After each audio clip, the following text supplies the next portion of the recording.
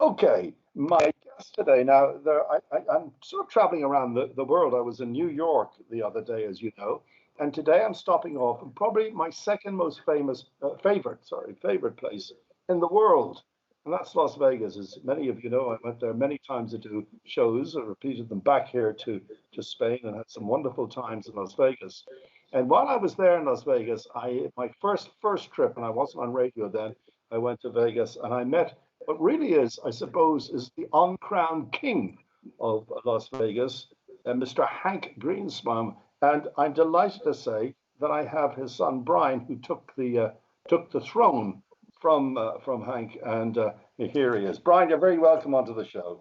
Well, thank you, Maurice. And if my dad was the uncrowned royalty, I am way away from the palace. You modest man. You modest man. Of course. Well, just ask my wife; she'll tell you. I will ask her. Look, I visited Las Vegas. I said the first time. At the time, the Sands Hotel was standing. I don't think it's called the Sands anymore.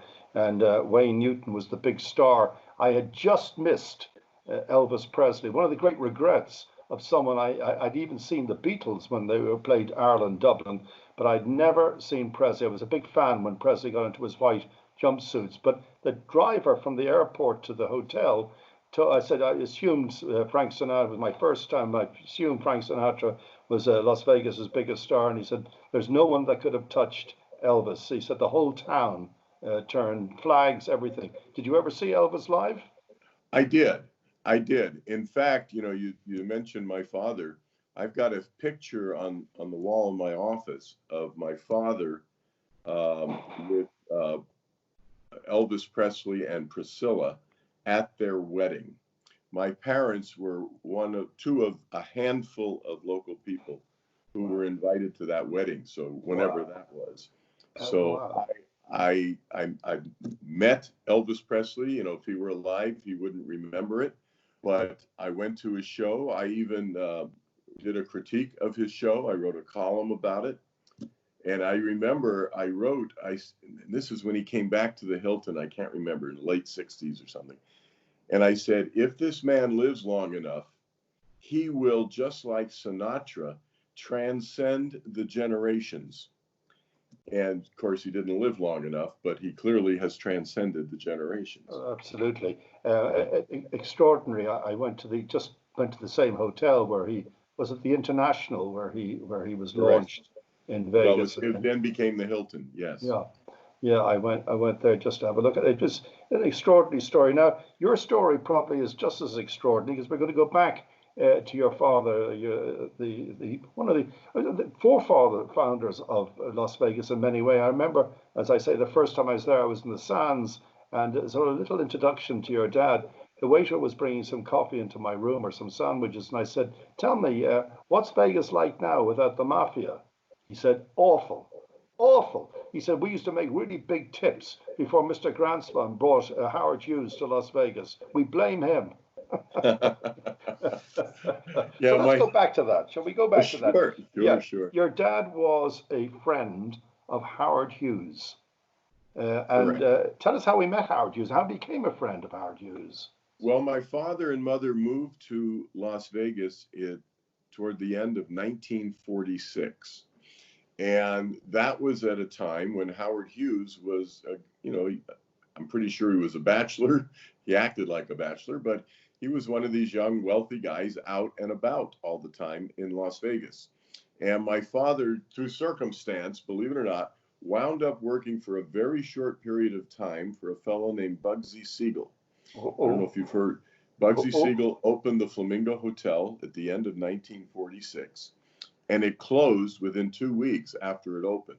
When it reopened a month or two later, my father was the head of marketing, which meant he parked cars, called bingo, and also was in charge of publicity for the Flamingo. And of course, how we met Seigal is a wonderful story. Well, let's hear it. Because Seigal's a famous head of mafia.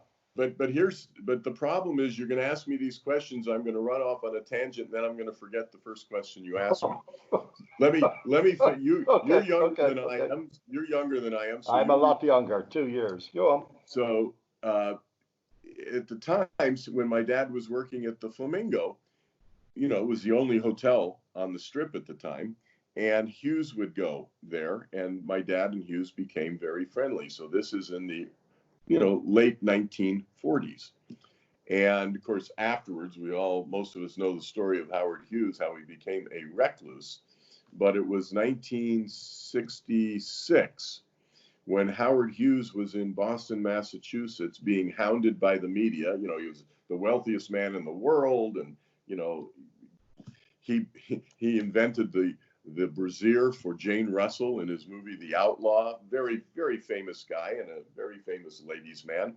But he had turned inward. Number of accidents, and I think he became drug addicted, and all he wanted to do was be left alone. So when he was in Boston and hounded constantly by the media, his people reached out to my dad and said, "We're thinking about moving back to Las Vegas. Howard always liked Las Vegas." My dad says, "You bring him here, and I will make sure he's left alone." So they brought him there in November of 1966, and history will tell you, Hughes stayed for 4 years, and then somehow was spirited out of Las Vegas in November, believe it or not, of 1970. So my dad had known him since the late 1940s. Now, if you want, you asked me a story how my dad got to meet, I got to know Bugsy Seigal and work for him. When my father first moved to Las Vegas, he was a lawyer in New York after the war, and he decided to come out to Las Vegas with a client. When he got out here, can you imagine what Las Vegas looked like toward the end of 1946? There was no Flamingo Hotel yet. There was the Last Frontier Village and the El Rancho, which were glorified motels, and basically a dirt road, which is now the Las Vegas Strip. And it was wide open, and it was warm and sunny. And my dad had, driven here from New York with sleet and hail and snow and all that stuff. He got out here. The day he got out here, he called my mother, who was living in New York with my older sister and pregnant with me. My mother was, not my dad, and said, "Get on a train, pack up, get on a train, and come out to this place called Las Vegas, because I am never coming back." And she, a week later, 2 weeks, whatever it took to get out here, she showed up with my sister and me. She was pregnant with me. And they started living in Las Vegas in 1946. Well, my dad had to earn a living, had no, he was studying for the bar exam, but no other way of making a living. So he started a little magazine called Las Vegas Life, which wrote about the entertainment life of Las Vegas in 1946. And one of the first stories he did was about this guy who was building this incredible hotel at the very end of the Las Vegas Strip, at the very end of the dirt road, if you will. And his name was Benjamin Seigal. And my dad referred to him as a man who lives on the periphery of polite society. That's the way he described a Good guy. way of putting it. Yeah. Instead of saying he was an underworld mobster, Yeah. he lived on the periphery of polite society. So a few days later, after this magazine is published, my father is at the printing place, and Bugsy Seigal happened to be there. They didn't know each other, and one was ascending, the other was descending a narrow flight of stairs. Neither one made room for the other one, and they banged into each other. Seigal reached into his jacket pocket, obviously for a gun, and my dad stuck his hand out. He said, "Hi, I'm Hank Greenspun. Who are you?" And Seigal looks at him and says, "You're the guy who wrote that article about me. I'm Benjamin Seigal."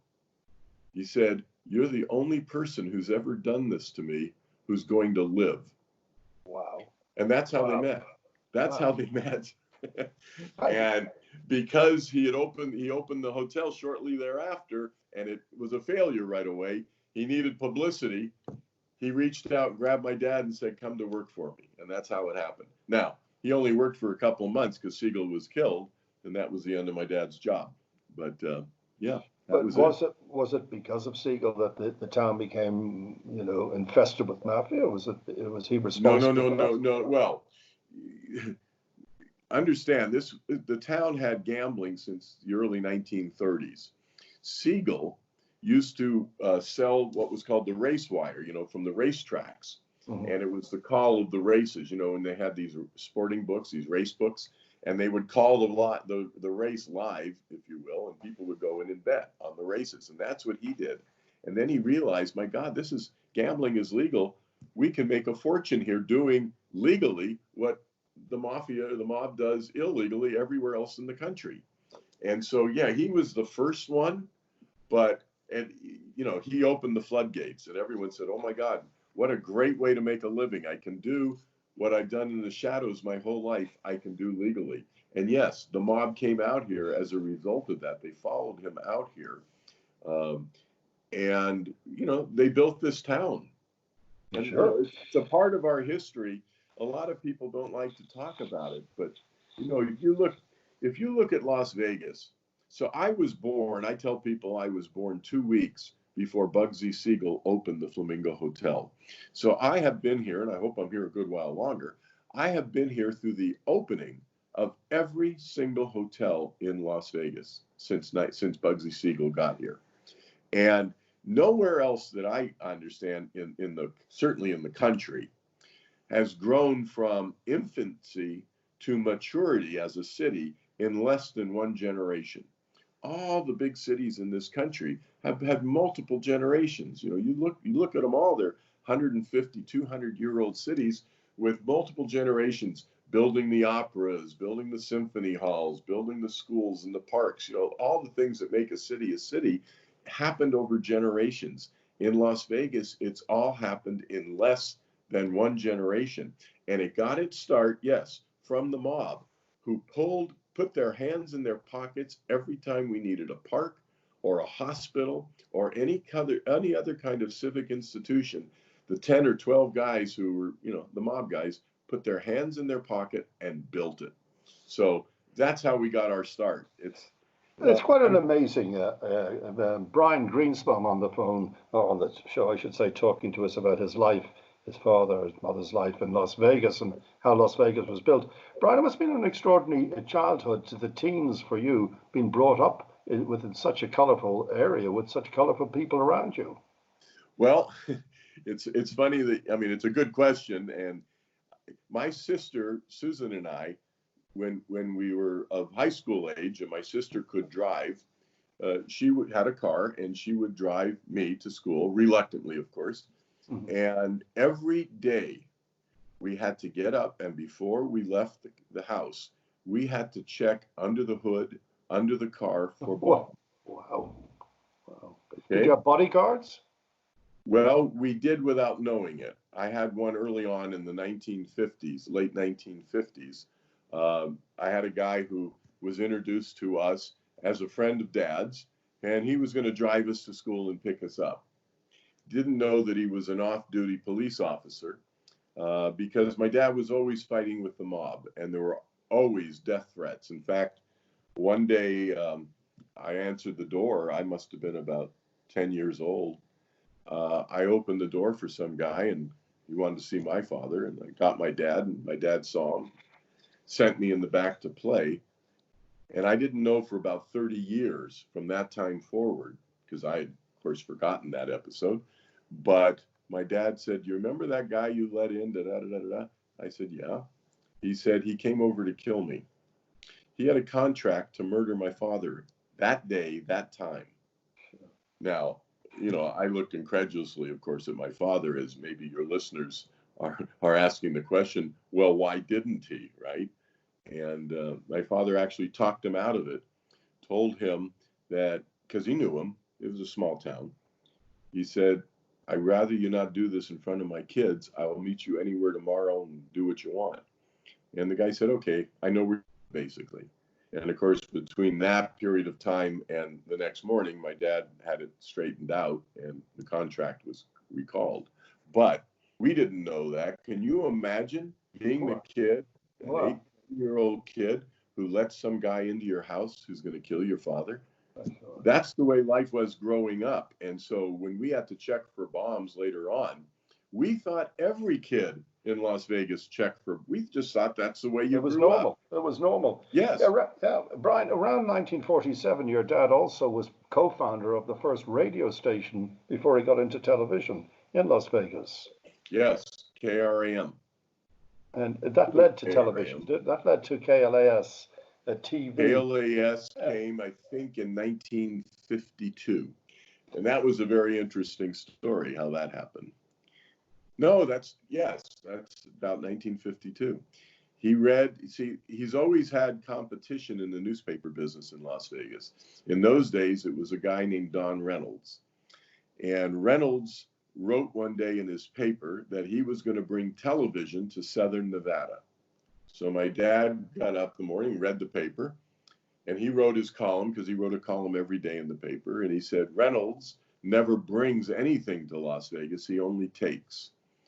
And if anyone's going to bring television to Las Vegas, I guess I'll have to do it. So he filed right on top of Reynolds' application with the Federal Communications Commission to bring television to Las Vegas. And of course, there were others who filed, but my dad won the television license. And Reynolds, which is Channel 8, yeah, it was Channel 8. It became Channel 8, the CBS affiliate. But at the time, he was awarded the CBS, the NBC, and something called Dumont, I believe. It later became ABC. Those were the three broadcasters. And my dad got to have all of them for 1 year. And then after a year, he was to decide which one he wanted to keep, and the others would go up for auction or for to other people. So my dad kept the CBS affiliate, and Reynolds ultimately got what is now Channel 3, which was the NBC affiliate. Now, of course, my father and Reynolds are long gone, but that's how that started. But it started with radio. You're absolutely right. In fact, I don't know if you know the story about the opening night for the radio station in I believe it was 1947. The governor of the state of Nevada. Now imagine Las Vegas in 1947 was this tiny, tiny little town, 400 or 500 miles away from the largest city in the state, which was Reno. And that's where the governor of the state lived. So if your listeners can imagine 400 or 500 mile separation, I mean, that's like from one country to the next. Sure, absolutely. And so to get the governor of the state to come all the way down to Las Vegas for the opening of a radio station, that was a really big deal. And of course, it was the night of the opening of the radio station where my father was recruited into the Haganah to go get weapons. Oh, it's a great story. Brian, this is a great, I love this story. For Israel. Yeah, it was that night. Yeah, that's a great story. Just before you get that story, I just want to point out that your dad also got into some problems by putting a black man or something on the TV station, and he got some problems for allowing that on his television. Oh my God! Yeah. Oh my goodness! Well, we're getting ready to celebrate this summer the 65th. Wait, not 65th, is it? Hold on, I'm kind of ad. I think it's the 60th anniversary of what's called the Moulin Rouge Agreement, which was the opening of the Las Vegas Strip, where all the hotels are, to blacks, to Negroes, to African Americans. You know, the names have changed over the decades, but in the 1950s, and certainly before, black people were not allowed to stay, eat, or be entertained on the Las Vegas Strip. All those hotels were for white people only. Now, they certainly were allowed to entertain Sammy Davis, Harry Belafonte, the list goes on, but they were not allowed to participate, to stay and even eat in those hotels. They had to go to the other side of town. Las Vegas was a segregated city back through the 50s. And it wasn't until 1960 when my father forced all of the hotel owners, he got the governor, the hotel owners, and representatives of the NAACP, the National Association for the Advancement of Colored People, it was NAACP, got them all into a room. And he said, we are not leaving the room, which was at the Moulin Rouge Hotel. we are not leaving this room until we settle this issue. We are not going to segregate black people from the Las Vegas Strip. Good on him. And Good at the end of the day, there was an agreement. And that was 4 years before they passed the Civil Rights Act, in Congress, which opened up all public places to people of all colors and all creeds. You've had That's how a lot. Your dad had some odd knocks on the doors. And there was a knock one day very close to the opening of the radio station where two men turned up. And they asked your father to help them and to help the state of Israel. Tell us about that. Well, it goes back to World War II. My father, in fact, he met my mother during World War II. He was stationed in Belfast, Ireland. And my mother, who grew up in Dublin, her family moved to Belfast because, Dublin wasn't safe for Jewish people during World War II. And then they all moved to Belfast. Well, my dad was stationed there, preparing for D-Day. And there was a Jewish what was your mother's maiden name? Ritchie, Ritchie. Because her father was the Paramount distributor for the Paramount Pictures. Okay, I just want to point out that the way I met the Greenspuns, I met your mom and dad. I hadn't met Brian, but I met your mom and dad in person, is because your mother, your late mother, Barbara, went to school with my mother in Dublin. So that was the sort of, that's how we're related, if you want. That's right. And every time I went to Ireland, my mother said, go look up this address. Yeah. One in Dublin and one in Belfast. And those were the homes that she lived in. And sure enough, they were still there. Wow. Well, anyway, back to that knock at the door. Okay, so in World War II, he meets my mother at this wedding. He just sees this woman, this attractive woman, and he asks his friends, who is that? Is she married? Is she dating? Does she have a boyfriend? And they said, no. He says, introduce me. So right after the wedding was over, they introduced Barbara Ritchie to Hank Greenspun. She looked at him and said, you're better off with a number than the name. It was not Hank, it was Herman Greenspun at the time. And she said, you're better off with a number. And he looks at her and says, you've got 24 hours to tell me whether you're going to marry me. Those were the first words out of his mouth. Wow. And 24 hours later, she said she would. So, that's a story in and of itself. But he goes to France, D-Day, and he shows up in this city. I mean, they fought their way to the city, Nancy. And there were 5,000 Jewish families there before the war. And there was a handful of, older people when he got there. And he said, he wrote it in his book, he said, it was seared in his memory that if ever there was an opportunity to help the Jews, he would do it, whatever it took. So fast forward from 1944 to 1947, there comes that knock on the door. He's preparing, he's getting dressed he's going to pick my mother up at the then Flamingo Hotel, it just opened. And he was going to take my mom to the opening of this radio station that we talked about because the governor was coming all the way down to Las Vegas to cut the ribbon, right? It was a big deal. Sure. So these two guys come to the door. One is his cousin Reynolds from Los Angeles, who's got a guy named Al Schwimmer. Now that's a name that everybody should look up. He was the hero.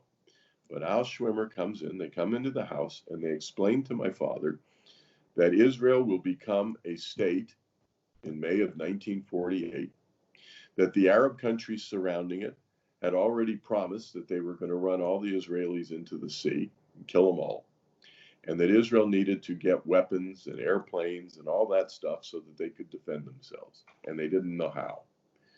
Al Schwimmer was a flyer for the United States in World War II, so he was going to handle getting the airplanes, he and Reynolds Selk.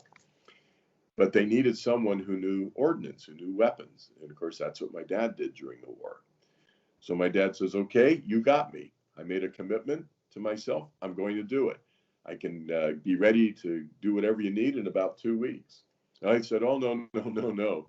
You've got to go to Hawaii tonight, because there's this war surplus depot that has all this equipment, airplanes and all this stuff, airplane engines, all this stuff in Hawaii, and we need that. You got to go tonight. My dad says, well, I'll go tomorrow because I got the governor coming and my wife's waiting to, for me to pick her up.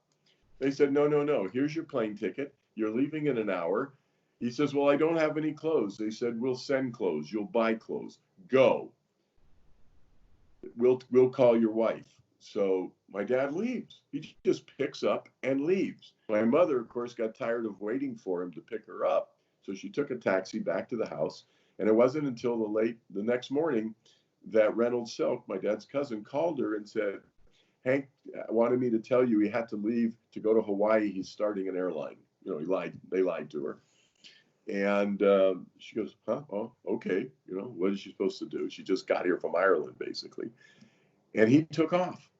Now, once he got to Hawaii, he saw this whole naval yard. I mean, this yard, war surplus yard with airplane engines, things like that. And right next to it was a naval depot of all the materials that the United States Navy had in Hawaii that they were decommissioning after the war because the war was over.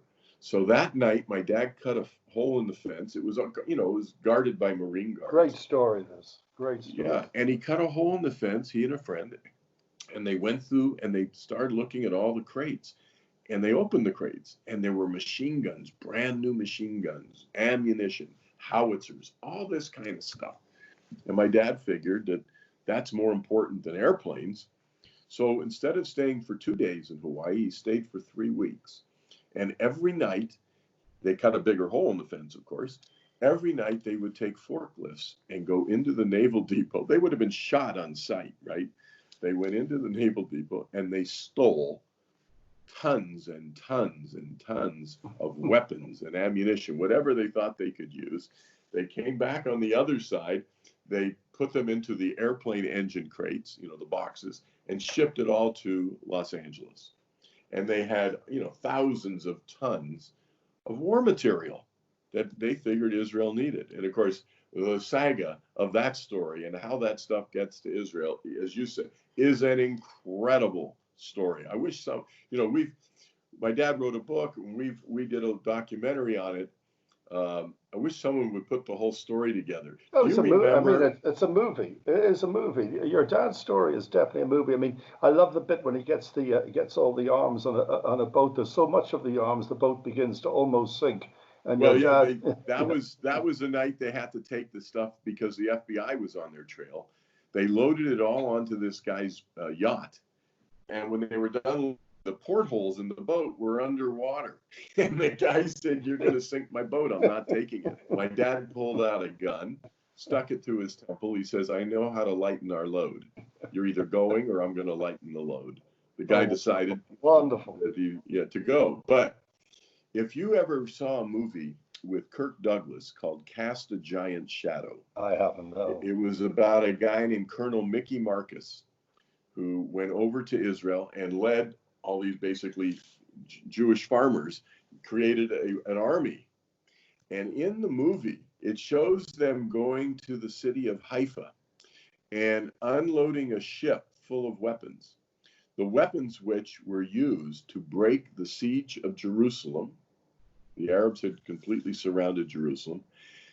The weapons were used to break the siege of Jerusalem and then take the Negev, the desert, to the south. Those weapons came off the ship that my dad ultimately sent to Israel. Oh, wonderful. Shimon Peres, the president of Israel at the time, spoke, we interviewed him for this documentary, and he said, had it not been for that ship that Hank sent, thousands and thousands of young men and women would have died. And the fate of Israel would have been very different. How proud you must have been of your dad. Oh my goodness! Wonderful. Oh, my whole life. Can we? Brian Greenspun on the line chatting to us from his home in Las Vegas. Brian, can we move forward now to Las Vegas today? Today is Las Vegas in lockdown. Today is Las Vegas, as they say, when there's not a show on in Las Vegas. In certain hotels, they'll say it's dark tonight. That's the word they use in Las Vegas. It must be very dark in Las Vegas now because there's no shows on. Is Las Vegas still lit up at night? Is it what? Still lit up? Are the lights still on at night? Sometimes. sometimes, but they're saving the electric. Las Vegas is dark, Maurice. Um, I I saw this for a very short period of time right after 9/11. You know, the town was closed because the airport was closed. Nothing could take off, nothing could fly for a week or two, whatever it was. And the only people who would come to Las Vegas would be the ones who would drive, which fortunately a lot of people do drive, but nothing like what we're seeing today.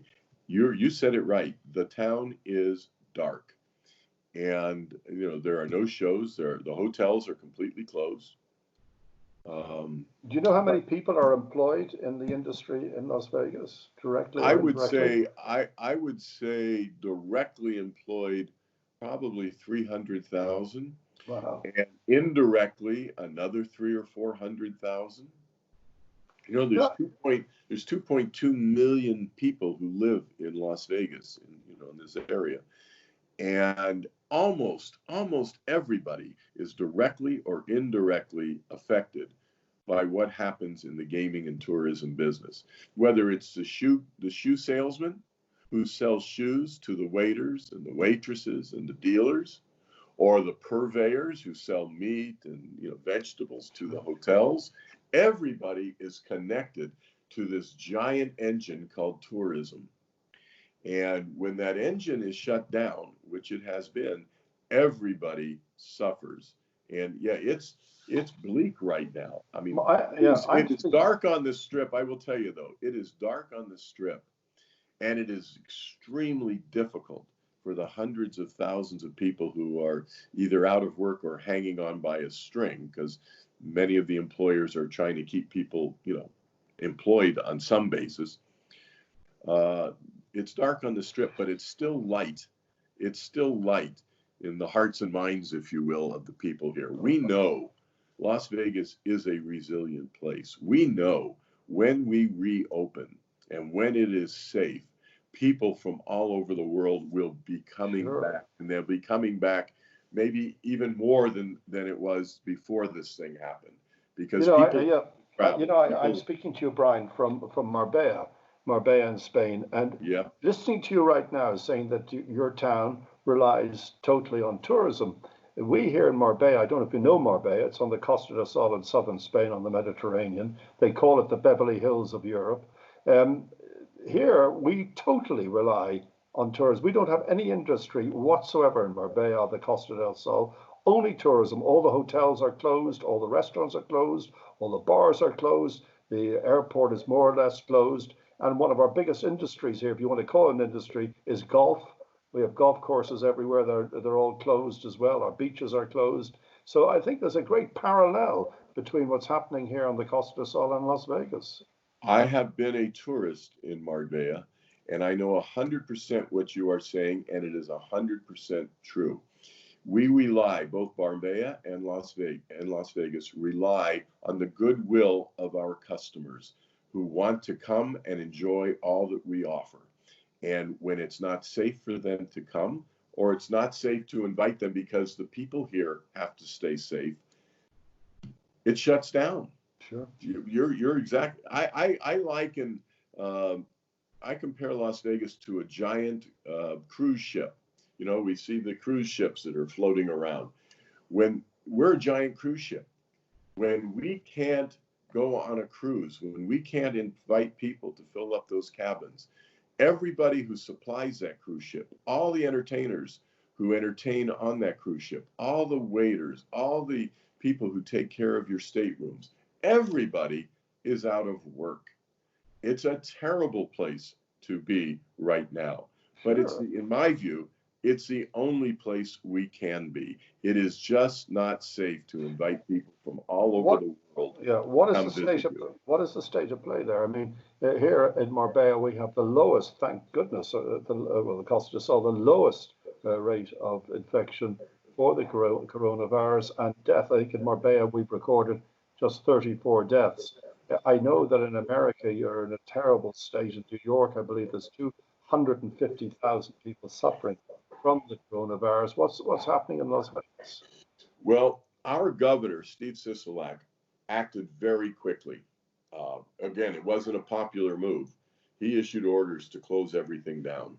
That, as you can imagine, was not very popular. And because he did it, and because he did it 2 or 3 weeks earlier than most people did it, so far, the curve, as they talk about, has been flattened.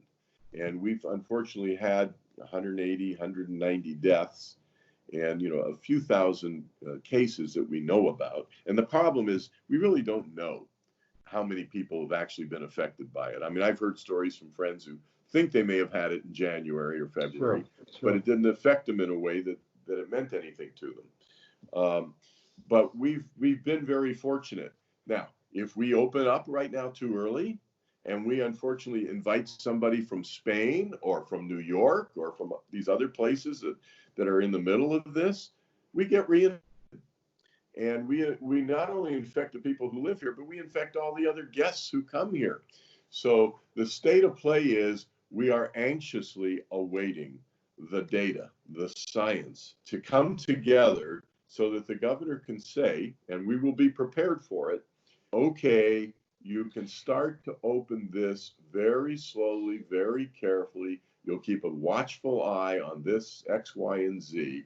And over time, we will be open. But I suspect Las Vegas, probably like Marbella, will be one of the last places to open because of the nature of our industry.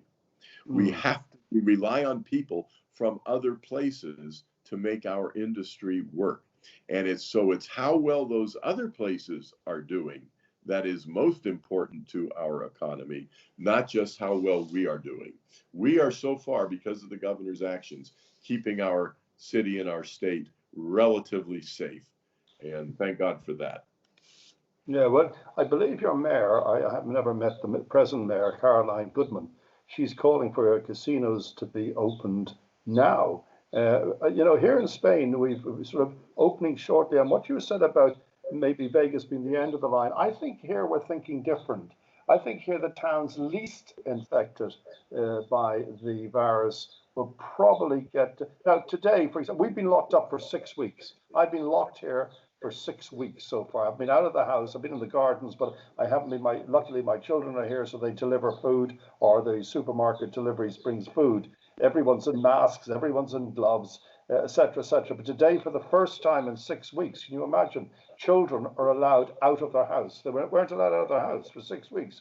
I have young grandchildren, and they're out today for a little walk. They're only allowed to go a kilometre from the house, only for an hour with one parent. That is the start. And they say next week, next Sunday, the possibilities, if there hasn't been a large increase in deaths and infections, that they will allow the adults out for 1 hour exercise.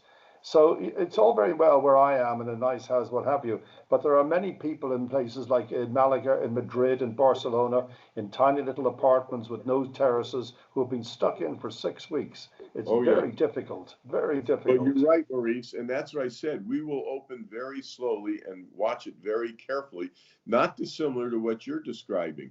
But you're absolutely right. The vast majority of the people who live and work in Las Vegas, they're in 1 and 2 bedroom apartments with 3 and 4 and 5 people. I don't know how they are doing it, but God bless them, they are doing it. Now, we will open, I believe, the way you're describing, but you didn't say to me that the authorities are saying not only can a parent take a child out for a short walk, and then maybe next week 2 parents can go out, and maybe the next week 4 people can go out. You didn't say once in there that, oh, by the way, we're going to open the nightclubs and the golf courses and the hotels. No. So here they're talking, I'm from Ireland, as you know. In Ireland, I saw an article the other day that there's a possibility of the pubs not opening until December. That could cause anarchy in the country, I can promise you that. But here, without restaurants and without hotels, etc., we have no industry. So honestly, I think that, yes, they will open the hotels. They're talking about in July sometime. But you and me, I don't know about your feeling about this, but I ain't going nowhere. When they tell you everybody can go out and go back to work and everything is right, fine. I'll stand back and I'll watch from my terrace and see how many people die and how many people live. And then when I've seen all that, and I hear there's a vaccine on the way. I'll wait for the vaccine. That's it for me, Brian, honestly. Well, you and I, fortunately, mostly fortunately, have some experience behind us. We also know that we are in that age group that is more susceptible to having bad things happen to us because of COVID-19 than most of the other people who are alive today. And so I share with you, as much as I love, I mean, we have the best restaurants in the world. We may compete Sure. even with Marbella, but not pretty sure we have the best restaurants in the world. I love going out to the restaurants and the Oh, hotels. they're wonderful in I'm going to Vegas. be, I'm going to be very careful. Now, when the all clear comes or the mostly clear comes, I expect my kids will probably start going out long before my wife and I go out because they are less susceptible. And when the schools open next, fall, because they're closed now, when they open next fall, everyone's going to be very careful watching the kids because kids always bring something home. And we got to be careful that they don't bring anything home. And then there are other kids who have, medical issues that you got to be careful that they don't get exposed. So I suspect everyone, I mean, I know you were a little hyperbolic in saying you're not going anywhere till I am. I'm a vaccine. hypochondriac. I'm a hypochondriac. So Well, trust but me, if I cough, I think, oh my God, I got it. Oh no, my I God, I get got it. it. But, No. we all talk about we're waiting for the vaccine, but that could be a year and a half. And I don't really expect anyone to stay shuttered for a year and a half. I expect Maurice to go out for a walk at some point, safe distance from everybody, with a mask, saying hi to his friends, if they even recognize you through the mask, and doing it slowly. But I said, watching. We've got to watch. And if things Hank, can I just ask you this? You talk about social distancing. How the hell Las Vegas is based on shows, on entertainers, on the casino? How yeah. can you never be able to put that in unless the government say, right, in Las Vegas, everybody can sit together, everybody Well, can go to the casino together. It I just doesn't work. expect, I expect when the hotels do open, and most of these hotels are very proactive here. I mean, these people, they actually care about their customers and the people who work with them. It's really wonderful to see, but they all have plans. So, for example, if you had 6 or 7 people sitting around a 21 table, there might be 3 people, one in the middle and one in either end, I see it. right? I see it. And a Yeah. dealer with a mask. When you go into these restaurants that seat 200-300 people, there might be 50 people. I'm making the numbers up. When the nightclubs, pretty sure they're not going to open right away. The things where people are on top of each other. Sure. But we will open slowly and carefully. And who comes into your hotel is going to be scrutinized. Do they have a temperature? Do they have this? Those are not fail safes, but we're going to do the best we can to limit the number of people who come in. And slowly, over a long period of time, we will get back to some kind of normalcy. It'll probably be a different normal. And who knows what it'll be. We're all kind of making the rules up as we go, right? Sure. Have you noticed in Las Vegas something I talk about quite a bit is I was never an environmentalist. Of course, I wanted the world to be clean, but I wasn't one of these fanatics. But one thing I noticed about this is, number one, the environment is sort of cleaned up a lot. That's because I hear an awful lot of birds, very clearly, an awful lot of birds, because there was no cars on the road as such, no airplane in the sky, no fumes up there. We've seen dolphins come in very close to the beaches here. And now I've seen films of dolphins on the beaches here. We have no real crime at the moment, no wars, no terrorism as such. I think that the Almighty is, I'm a man of faith, the Almighty took this world from us as a dirty world and is handing it back as a clean world. And I wonder how long it'll be before we screw it up again. Well, and there are fish in the canals in Venice. When's the last time you heard that? That's So, right. I've heard a little differently that maybe this is Mother Nature's way of saying, okay, you humans can't figure out how to save this planet, so I'm going to give you a little respite here. I'm going to clean up LA. You're going to be able to see the mountains. I'm going to clean everything up. And sure enough, for whether it's 2 weeks or 6 months or whatever it is, we're starting to heal. It's temporary. The question will be, did we learn anything from it? Yeah. And, you know, when you say you're a man of faith, and maybe this is the Almighty's way of saying, look, I left it I to the believe people. that. I believe Yeah. that. But it was a question I was asked the other day. Someone was interviewing me. Do I believe that when this earth has been handed back to us the way it is clean, will man keep it that way? And I answered it very simply by saying one word: no. No. Well, He will go back the way he was. Greed, etc., terrorism, wars, murders. It'll all come back. Robbery, etc. It's very sad. there's some other words you could use. One with three words. I hope so Oh, of instead of course, no. of course. The safe bet, of course, is no. But I will guarantee you this. I mean, I've got my daughter and my grandkids living with me right now through this thing, which it's the biggest blessing I've ever had, having them all with me. And my daughter won't let me go out of the house. She sprays me every time I even think about going out of the house, you know, all that stuff. Although, Yeah.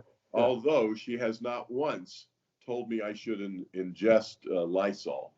There's only one Well, guy we're in the all island. going to do that. I have a bottle of Dettol here, and I have an injection. And as soon as if I ever caught it, the injection would go in. It's got a thing. Thank you, Donald Trump, on my. Yeah.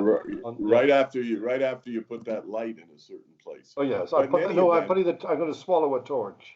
yeah, exactly. In any event, uh, when you say no, we're going to go right back to it. I suspect that there are a large number of people who have nothing to do right now but reflect: how did we get here? What are the causes, et cetera, et cetera, et cetera.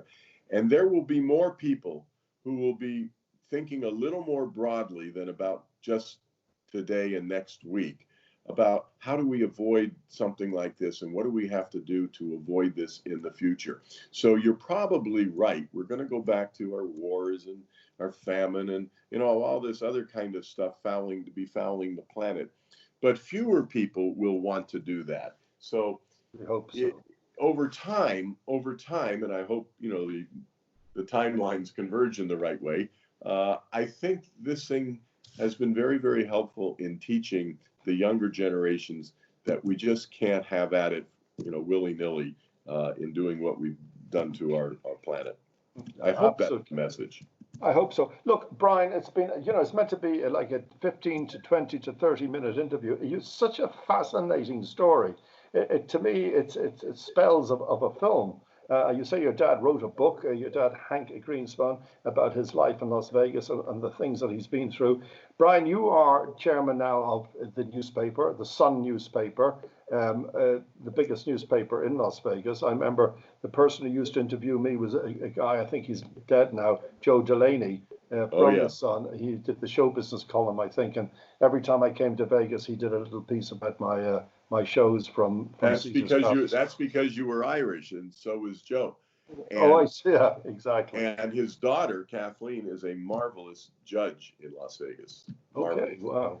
He was a great guy, Joe Delaney. I was Yes, very he fond was. of him. Yes, he And certainly he was. helped me. He helped me get certain guests and what have you. Look, Brian, it's been absolute brilliant to speak to you. When anyone goes to Las Vegas, please pick up the Sun newspaper. It'll tell you, or even look up their website. It'll tell you what's happening, what's moving there, and what's shaking. And let's hope that Marbella, the rest of the world, gets back and the light shines on our places, and especially shines in Las Vegas. And when it does, Brian, I'm coming out and I'm going to have a meal with you. We'll go to Wolfgang Puck's restaurant, which I like. Nero's. I interviewed Wolfgang Puck. Nero's in the Forum in Caesar's Palace, and we'll say, God, Brian, do you remember what it was like back then? Oh yeah. Oh sure. Are you kidding? The best times. By the way, if anyone has I'm serious about telling this story in a broad way. What we talked about today is just a fraction of my dad's life and Las Vegas, and of course they were intertwined. It is a fascinating story. So I'm available. I think we're hunkered down for at least a few more weeks. So whenever you get bored or your listeners get bored, I'm happy to talk. Absolutely Enjoyed this. Thank you. Absolutely brilliant. I really enjoyed having you on the show. Thanks a lot. Just stay where you are. Thanks a lot. That was Brian Greenspun speaking from his home in Las Vegas. Thanks, Brian.